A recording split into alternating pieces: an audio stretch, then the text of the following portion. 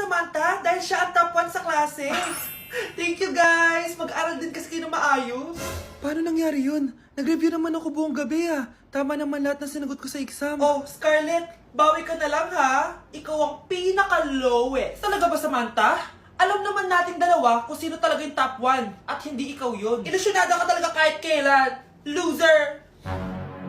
Ang dali-dali lang ng exam, di niyo pa nakuha? Ano bang ginawa mo, Samantha? Bakit perfect ka? Stock knowledge! Wala ba kayo nun? Kailangan ko malaman kung anong ginawa mo, Samantha. Magre-rewind ako. Manda ka sa akin.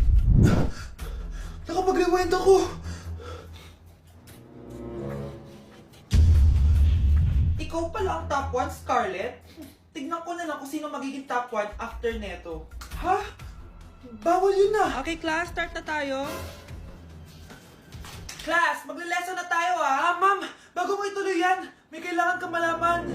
Ano yan, Scarlett? Pinagpalit po ni Samantha yung grades namin sa laptop niyo, ma'am. Kaya hindi dapat siya yung top 1, kundi ako. Ganyan ka na ba ka-desperada, Scarlett? Naiingit ka sa akin, no? Kasi ako yung top 1. Ako ba ang desperada, Samantha? O baka ikaw? Kitang-kita dito sa phone na ginalaw mo ang laptop ni ma'am. Ikaw pala ang top 1, Scarlett? Tignan ko na lang kung sino magiging top 1 after neto. Samantha? Bakit mo ginawa yun?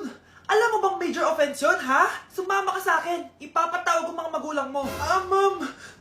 Paano nagawa ni Scarlett yun? Alam ko walang tao nun. Paano siya nakakuha ng video? Scarlett, paano mo nagawa yun?